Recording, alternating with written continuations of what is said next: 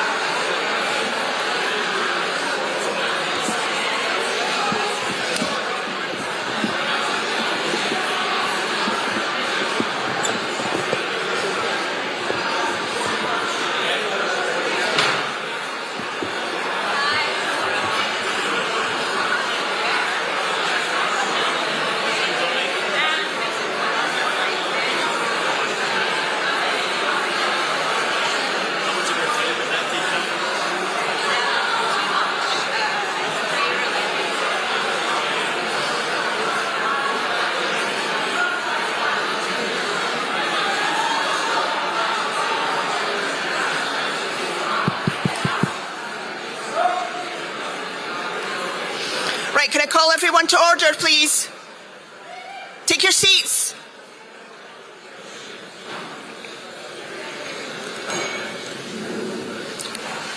There's plenty of seats in the front, folks. Don't stand at the back. Come and take a seat, then we'll get started. Let's chop chop.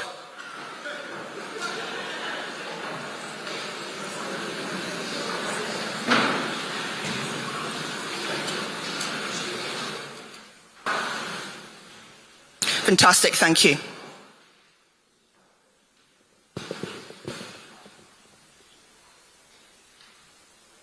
Friends, comrades, brothers and sisters, my name is Nika McLornan. I'm the 25-26 chair of the STUC Black Workers Committee and I'm your chair for today.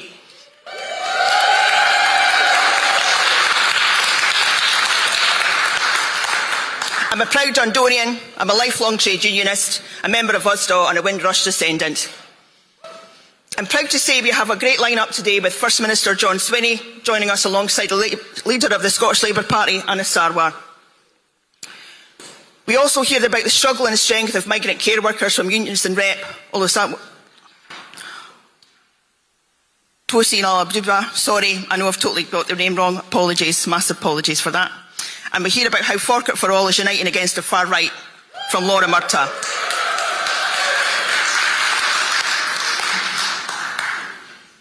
Today we gather to honour the spirit of solidarity, equality and compassion that lies at the heart of Scotland's identity. St Andrew's Day has grown beyond a day of flags and festivities, thanks to the trade union movement. This day has become a powerful moment of reflection and resistance.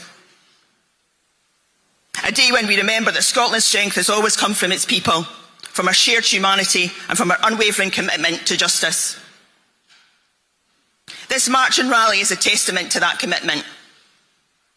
Together, trade unions, community groups, activists and individuals from every corner of this country, we stand shoulder to shoulder against the forces of racism and fascism. We recognise that Scotland is not immune from racism, and we stand united in saying there is no place for hate here.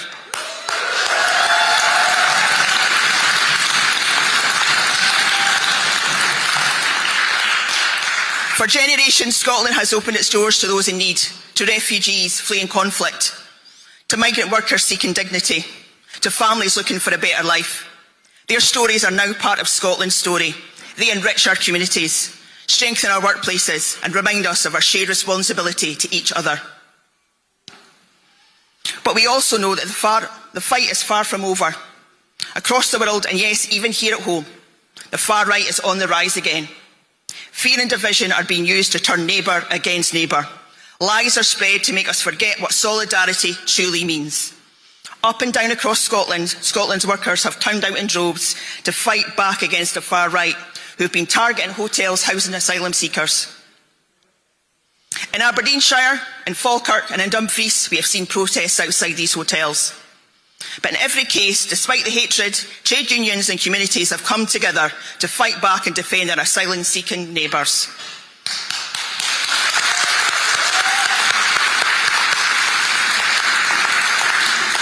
In Dumfries in particular, we have some tentative good news to share. Despite having a hotel accommodating around 100 asylum seekers, they've had no racist protests since April this year. This is due to the hard work and determination of the local Trades Council, bringing out large numbers of anti-racist to counter-protest against the far right. They've done this through their email contact lists, collecting emails at every protest and asking people to spread the anti-racist message far and wide, alongside leafleting over 2,000 houses in Dumfries and Thornhill. They also reached out to the local press, gaining support there too. From monitoring the far right's Facebook posts, they've seen that they've become dispirited by the low numbers and effectiveness of the Dumfries and Galloway Trades Council message, which was dissuading their own family and friends from getting involved. So well done to Dumfries and Galloway Trades Council. We commend your hard work and determination.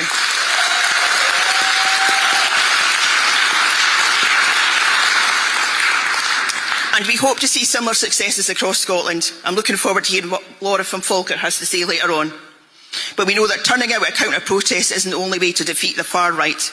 We need to be doing what trades councils are doing across Scotland and have been doing, having conversations with people in our families, in our workplaces and in our communities. We need to have these often difficult conversations to show people an age-old truth. The real enemy arrives here by private jet, not by rubber dinghy.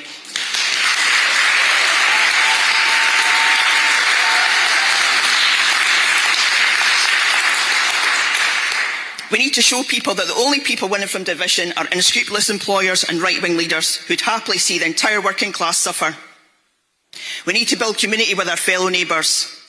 The far right try and turn neighbours against each other, so today we answer that hate not with anger but with unity, not with silence but with song, not with fear but with courage. We march for a Scotland that doesn't just reject racism but actively builds inclusion. We march for workplaces where every worker is treated with dignity. We march for communities where every child has no matter their colour, faith or background, feels they belong. And we march because we know that the fight against fascism and racism is not just for one day.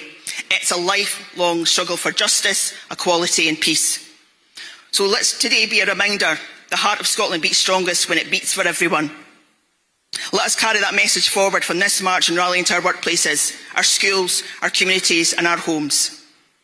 Because a Scotland united in compassion, courage and solidarity is a Scotland that will never be divided by hate.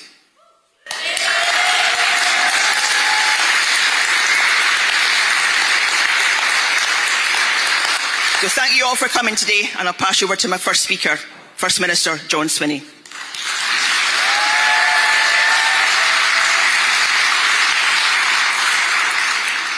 Thank you very much, friends. It's a great pleasure to be with you today. And there's something very familiar about this event today and something very different. The thing that's familiar is that in the run-up to St Andrew's Day tomorrow, the Scottish Trade Union Congress is bringing the country together to march and protest against racism as it has always done for many years. And I thank the STUC for years and years of leadership against racism in our society around St Andrew's Day.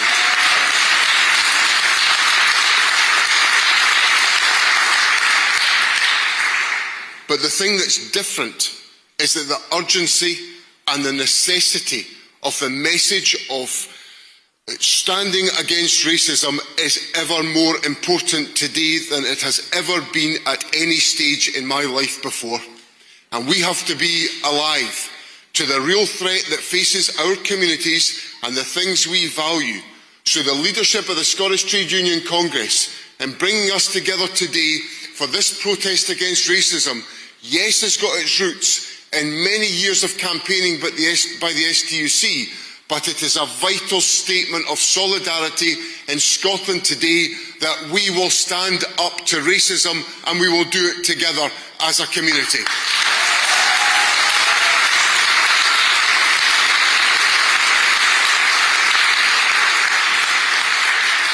Our country has always been a welcoming country. Through all sorts of different moments in our history, we have brought people into our community and we have welcomed people and we have built new communities as a consequence of bringing people together. And surely that's the foundation of the human spirit, that we bring people together in friendship, in collaboration and solidarity to make our communities stronger as a consequence of coming together.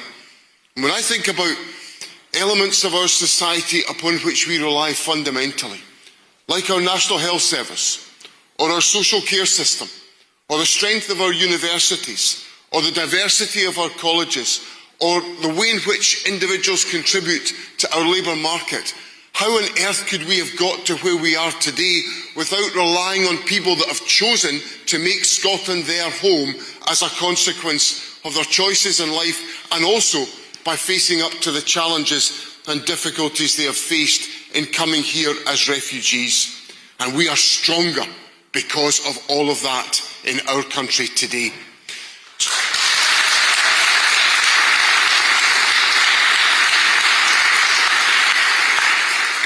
And I want to make it very clear, as we face multiple threats around our country, where there are protests on an ongoing basis in different parts of the country, where the values of our country are expressed by trade unionists, by community activists, by political activists, by members of the public in communities around the country, including in my own home city of Perth, where they come together to stand up to racist protests outside accommodation that is available to asylum seekers.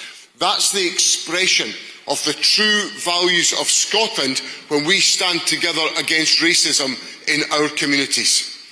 And what we've got to commit to today is to make sure that in everything we do, we are working to create that inclusive and welcoming Scotland, and an essential part of that is being active in standing up to racism.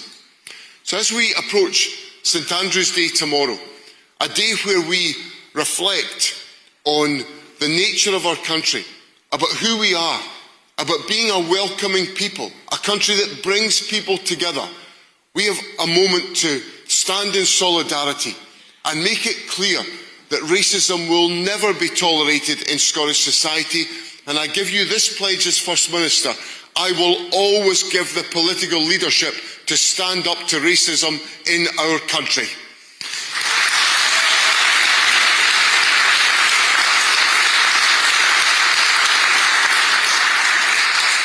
And we will only succeed in this endeavour if we stand together. I welcome the breadth of representation that is here today. I welcome the fact that I'm sharing a platform here with the leader of the Labour Party in Scotland. I welcome the fact that in communities the length and breadth of the country, people of all political persuasions are coming together, as everyone of all political persuasions came together again in my own home city of Perth to stand in solidarity politically, councillors of all party, to say that Perth and Kinross was a city of sanctuary to people seeking asylum. I make it clear that we are committed as a community and as a country to making sure that the values of inclusion, of cohesion, of collaboration, of solidarity are the foundations of Scottish society today and will always be the foundations of Scottish society in the years to come. So as we mark St Andrew's Day, let us stand in solidarity against racism, to say that refugees are welcome here in Scotland and that Scotland is an inclusive and welcoming country, and Scotland always will be that inclusive and welcoming country. Thank you very much.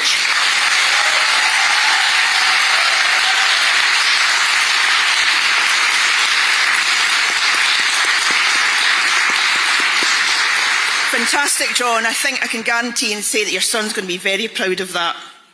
Fantastic. Thank you so much. Powerful words. I would now like to invite to the podium Unison Rep and Care Worker Tosin. Thank you.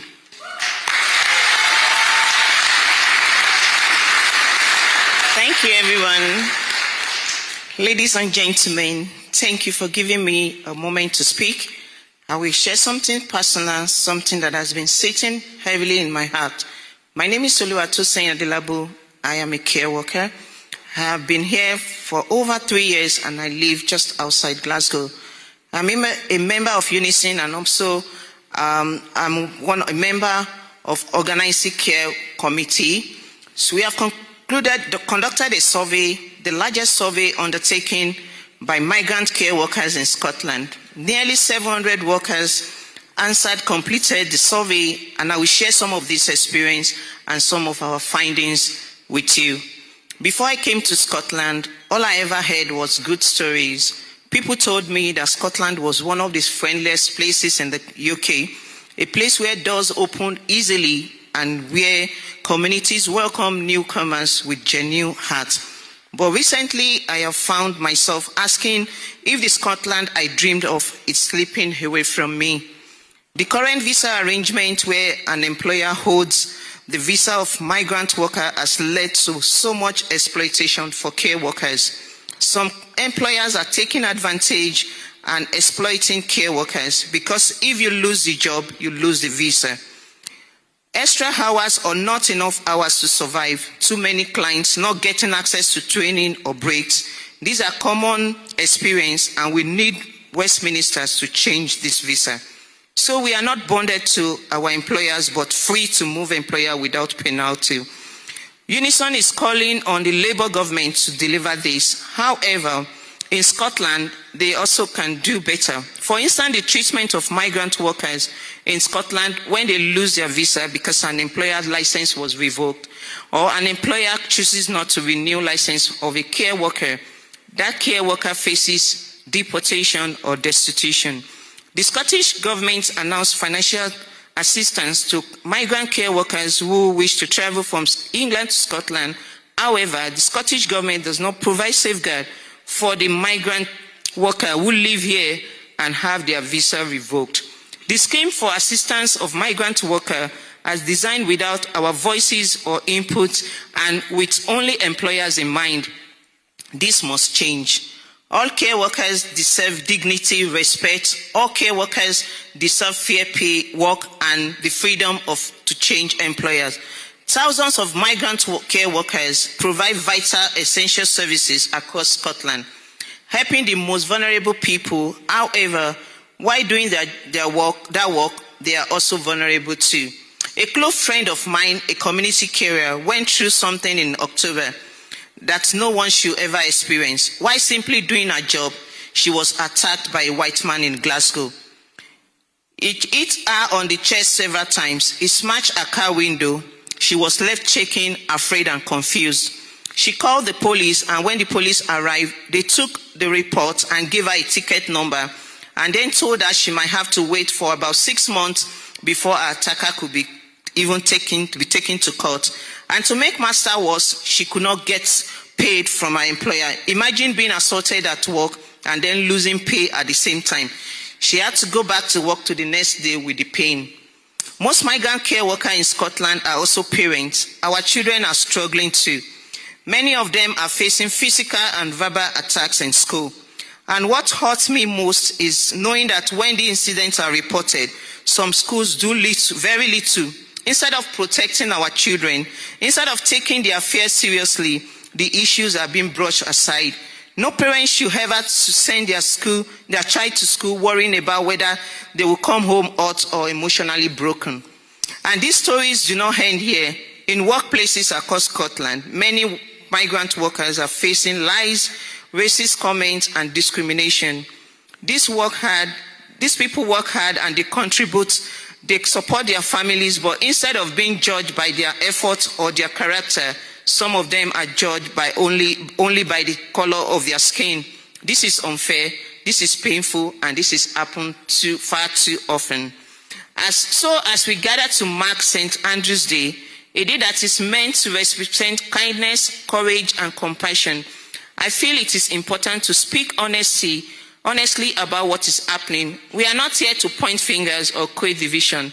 We are here to ask something very simple and very human: safety, respect, fairness, and equal rights as workers.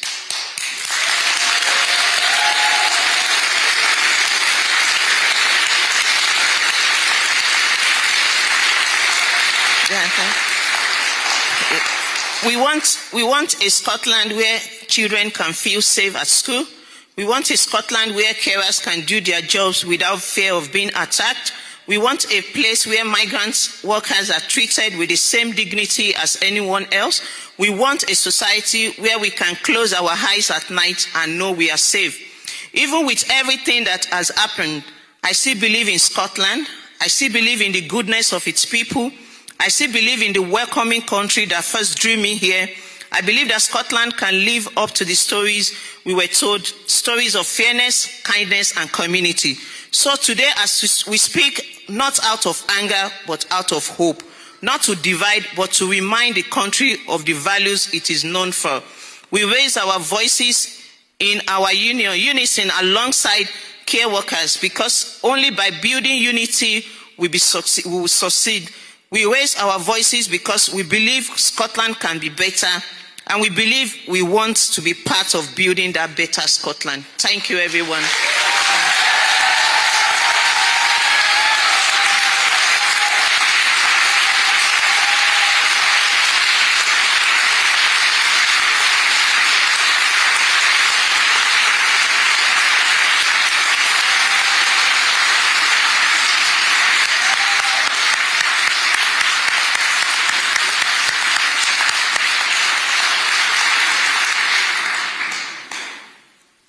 Thank you so much, Tosin, for bringing to life the challenges that you face as a care worker and as a migrant worker. I think I can say that everybody's emotionally moved by what you've recently just said, and I think it stands for every single one of us as trade unionists, as communities, to stand together with the migrant care workers and make changes, because what you're working under, the behaviours of your employers, is despicable. Okay, we can't stand for this any further, but thank you so much for bringing your honest truth to the table today.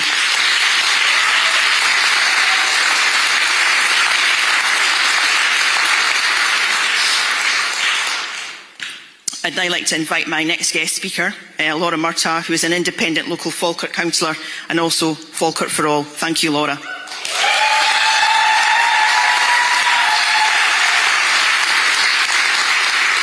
Thank you so much, and I believe in all of those things too. I also believe in props, so I have brought my saltire with me.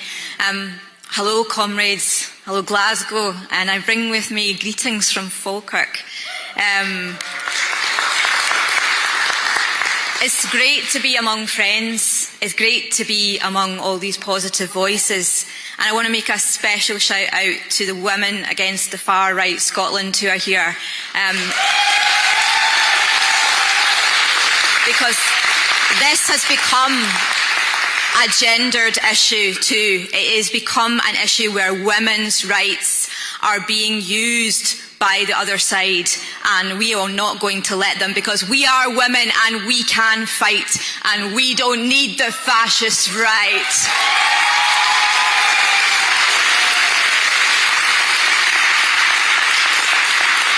And you're damn right, we don't need the fascist right, but we do need each other. And we need each other because these are very dark times that we are facing, and it's very real. and we need the solidarity of each other and the friendship of each other to keep bolstering the campaign and the journey that we've got to go on, because what is happening on our streets is vicious, and it is cruel, and it is brutal. So look after each other, and when others target those who are sitting next to you, you have their back, because we, all of us, need to stick together in this long fight we have today. In Falkirk, or Ansan Eglishfrek, if you like, in Gaelic, we have seen the most hateful behaviour on our streets. You'll have seen the banners.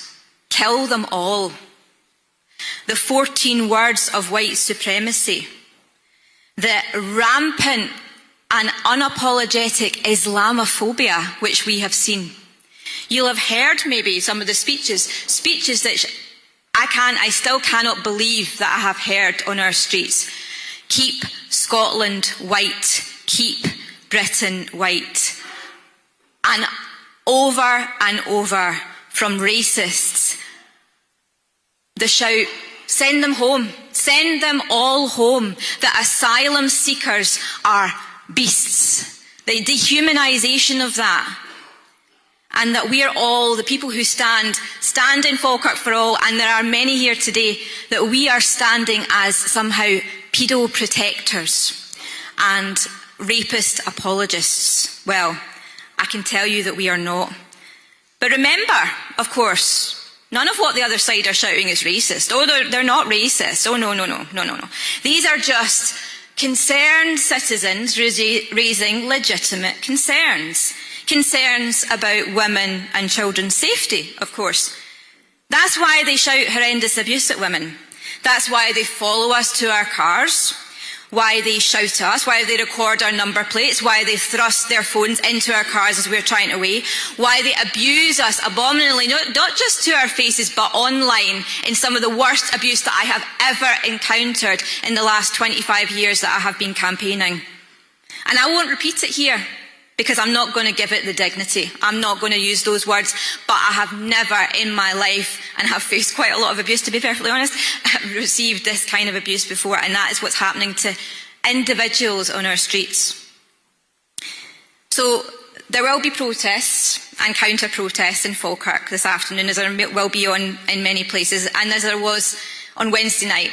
On Wednesday night, as usual, Falkirk for All went and had our counter-protest.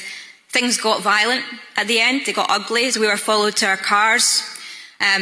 Women who were shouting at masked men, literally, to go away, leave them alone, being barged by masked men. And the other side somehow turning that into us doing something against them. Quite frankly, it's appalling, it's really brutal, and it has to stop. So I've got two things that I'd really like to ask of you. The first one, if you please get out your phones if you can, is to go into your phone, go into Google or whatever search engine you've got, type in Falkirk for All petition and sign our petition for an exclusion zone. Please do that. Because we have been twice a week fighting against hate, and it is outside people's homes. This is outside people's homes, outside people's workplaces, in our streets. We have people afraid to come to Falkirk for shopping, for doing leisure, because of the hatred we have in our streets. And the only way that it's going to end is if we have an exclusion zone. So please help us with that. The other ask is, and I think you've all had your leaflets, please come and join us. Please come to Falkirk next week. We want to see you. We want to see you on our streets. And we want to see you helping us to change the tone, because we have a unity march, a march against hatred, where we can show up and show what our town and what our country is about. Now, I firmly believe that when they go low, we go high. I firmly believe in that. And we should never stoop to their levels of disgusting abuse, intimidation, violence or cruelty. Never. But you cannot defeat hate with more hate. But neither can you defeat racism or fascism with warm words and platitudes. We need action, and we need it now.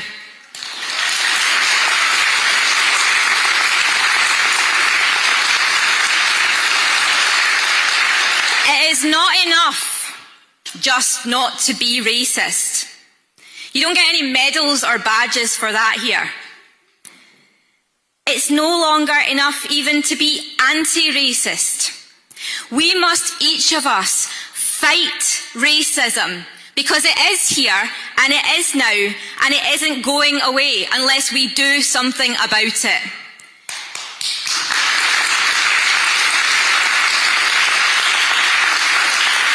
Now we stand here on day 5 of the 16 days of action or activism against gender-based violence. That's a cause I'm sure that all the women protectors out on the streets of Falkirk have signed up to fully, even the ones with convictions for domestic abuse, of course. And I'd ask all men in the crowd here, if you haven't signed the White Ribbon Pledge, please take out your phones again if you finish signing the petition and do so. And go to White Ribbon Scotland and sign that pledge and understand that pledge and what it means. Not to commit violence against women and girls. Not to condone violence against women and girls, but crucially also not to stay silent and to speak up and to challenge violence against women and girls wherever you find it and wherever it rears its head. Because that is the minimum level of commitment that we need, the minimum for societal change, for violence against women and girls. And by God, it is the same commitment that we need to defeat the scourge of racism and fascism on our streets. We need the same pledge. We need not just not to commit acts of racism, not just not to condone it. We need everybody speaking up against it and challenging it everywhere that we encounter it.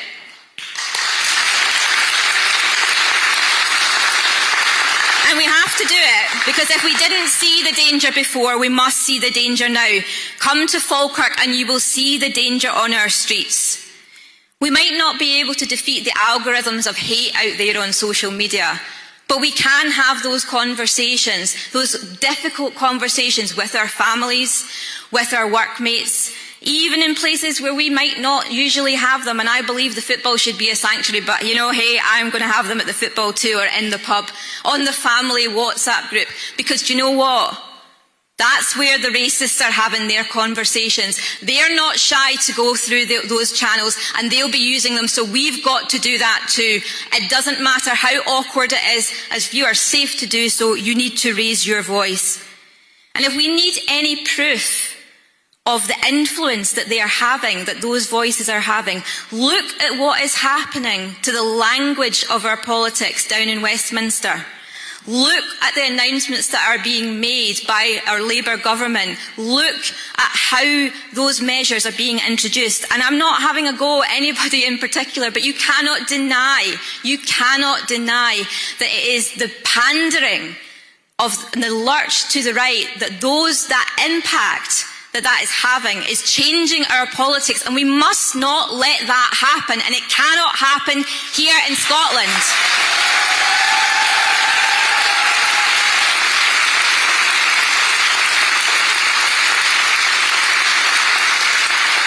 It is a direct result of that pressure, of those policy pressures, that action, those fascist tactics. And I say that as a politician, as a local elected independent councillor.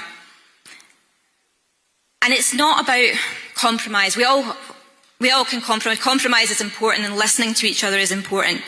But compromise is different to appeasement. And the appeasement that we see is dangerous, and it is reckless, and it is only making those voices stronger. So the politicians, and many of them are standing up, and I applaud those who are standing up, but not everybody is standing up, and we need everybody standing up. So I applaud those who are here, and I applaud those who are showing leadership, because we need to show leadership and we need to show courage. But the other thing that we need, not just from the politicians, so for all of us and for all of you, when they show that leadership and they show that courage, when they speak up and when they challenge and when they lead, we need to back them too, because that is what will make the change.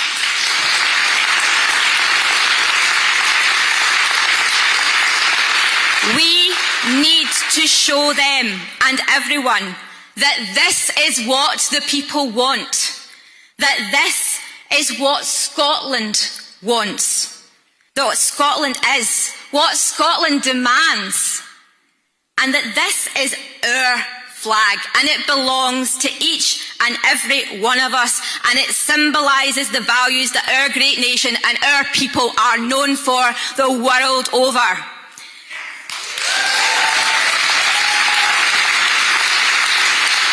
And that yes, when it is carried across the Americas next summer, and God bless Kenny McLean, and God bless his namesake Kenny McLean, who I know many of us are thinking about looking down on us today, God bless him.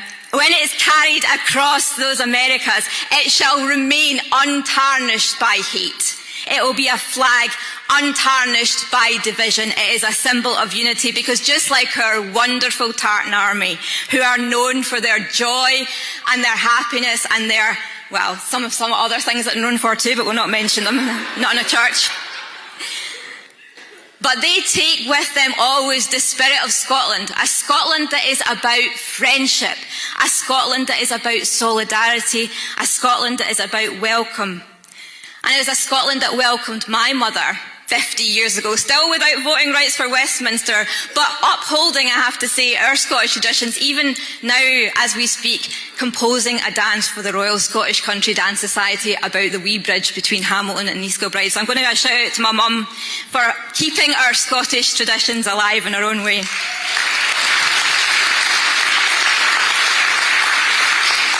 But that's what Scotland means. It means lots of patriotic things to me. Real patriotism, not patriotism that is dressed up as fascism and racism. We have to call that out everywhere that we see it. No apologies. Let's use our National Day to galvanise our national spirit, to agree as workers, all of us as workers, that we must work to fight against racism and fascism, and that we reclaim this flag for what it truly means, a Scotland for all. Thank you. And I'll see you in Falkirk.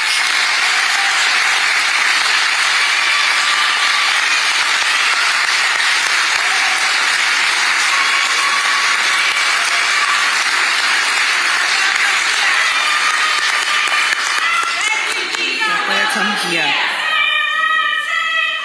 Refugees are welcome here. Say it loud, say it clear. Refugees are welcome here. Woo! Thank you so much, Laura. Powerful. Just immense the work that you're doing in Falkirk, and I know we're doing it across a number of cities. And you're right, we need to stand up. We can't be complacent. So what we need to do today, tomorrow, the next day, is have a conversation with our colleagues, our families, everybody in our communities. What did we do this weekend? We stood together, we marched together, and we faced into what we're facing into is the rise of the far right, and we're going to tackle them by showing that Scotland is an inclusive country. Scotland is a country of love, not of hatred. So thank you, Laura.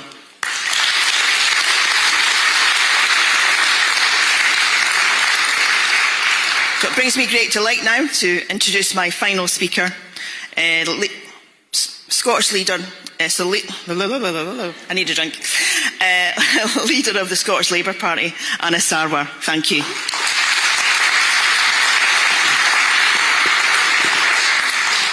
Brothers and sisters, it's an honour to stand in solidarity with you and shoulder to shoulder with you in the face of racism and hatred across our country. And it is the labour and trade union movement that has always led the fight against the far right and always won the fight against the far right, and I believe will win that fight again in this time and into the future. And let me tell you why this is personal to me and why I know it's personal to all of you. My earliest political memory as a child was leaving home to go to school and seeing an envelope on my front door and naively picking it up, opening it, and seeing a picture mocked up of my mum tied to a chair with two guns pointed to her head, and in cut out letters the message read, "Bang bang, That's all it takes. And that was a message from Combat 18, because they didn't want to see the election of Britain's first Muslim Member of Parliament. And what did the people of Glasgow do? They rejected that hate and made history here in Scotland and for the rest of the UK. Now, I might have thought that would never have happened again, or the politics of that might never have happened again. But fast forward almost 30 years, and in the by-election in Hamilton, we had a Reform Party who spent £50,000 on online adverts that said that I would always prioritise Pakistan and not prioritise Scotland. And what was the reason why they did that? It's because they wanted to question not just my belonging, my identity, or my loyalty, but they wanted to question every ethnic minority person's loyalty, identity, right across our dear country. Because for them, difference is a reason to divide and hate, not something to celebrate and bring us all together. Now, the difference is, I'm in a privileged position, I've got a platform, I've got a voice. But see, for the 99.9%, if not more, of those that live, breathe racism, hatred every single day, they have no voice and they have no platform. That's why we have to be their voice and we have to be their platform. And what does that mean in practice? Every day, there are people across our country who face the consequences of discrimination. Sisters with hijabs who have their hijabs pulled off their heads when they're standing at the train station or the underground station. People sworn at or spat at in our streets almost on a daily basis because of the religious symbols they may wear or the background that they may have. Our places of worship so often under attack, either with graffiti or violence or people smashing the windows while children are inside learning and teaching their own values. And also in workplaces, people facing that everyday discrimination, or actually someone not getting that promotion at work because of their background, their identity, their faith. That's the real lived experience of racism and discrimination. And that's why shouting slogans is, yes, important. That's why campaigning against it absolutely is important. But unless we change the lived experiences for people across the country, ultimately we as a collective will fail. We might win the argument, we might feel good about ourselves, but actually the lived experience for those people across our country will not change. And to anyone that says it doesn't matter, remind them of the fact that when we had the most difficult period probably in our lives, COVID, it was the migrant, it was the ethnic minority, it was the Muslim, it was the Sikh, it was the Hindu, it was the Jew, it was the gay, it was the lesbian, it was the trans individual, it was people of all different backgrounds that actually kept our country going. Our NHS going, our social care system going, our food manufacturing going, our food distribution going. So what do we have to do now, brothers and sisters, is we have got to defeat that politics of hatred. And look, John and I are going to have lots of arguments over the next 6 months. I think that's pretty fair to say. But there is one thing that I know that I will always stand shoulder to shoulder with him on, and I know he will always stand shoulder to shoulder with me on, because there's some things bigger than party politics in Scotland, and that is challenging prejudice and hate.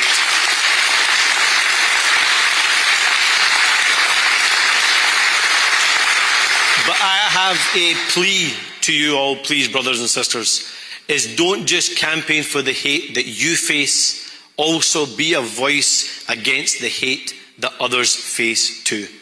Because what the far right will attempt to do is to create some kind of hierarchy of prejudice, or to try and legitimise one form of hate but delegitimise other communities.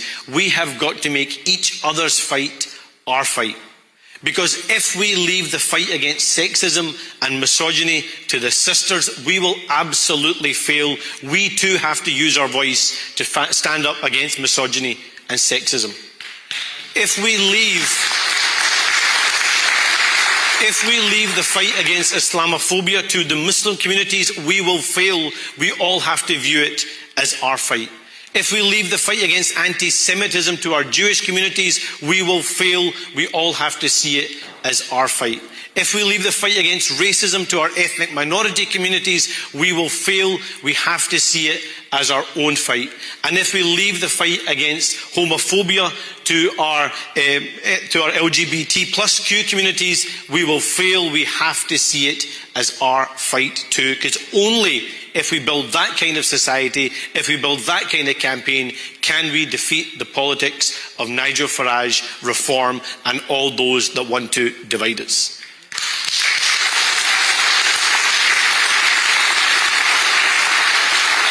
But we've also got to confront a hard truth. And that's a hard truth in our own communities and in our own trade unions and in our own movements. Is there are people who have legitimate issues about why they feel their family aren't getting the support they need, whether it's the jobs they need, the skills they need, the homes they need, the public services they need. The difference is that there are those people in our country that want to use legitimate grievance and use it as a way to divide us to get power.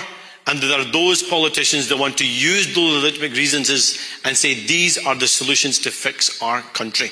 So we shouldn't deny those challenges, and we shouldn't use the far right as the cover to not fix those challenges either. We do have to build the homes that our country needs. We do have to fix the NHS that lets too many people down. We do have to invest in our vital public services. We do need to make sure that every child in our country gets a first chance, but also a second and a third chance too, because for far too many people, that is not their lived reality. But if there's one thing I know about the labour and trade union movement, is that we don't shy away from a battle. We don't walk away from a fight. We don't say it's someone else's problem to fix. We stand up, we fight back, we stand shoulder to shoulder, and we get things done in this country. And that's why I'm so proud to call Scotland my home, and I know that's why we will always defeat the far right and make sure our nation remains an open, tolerant and welcome country. Let's go win that future together. Thank you.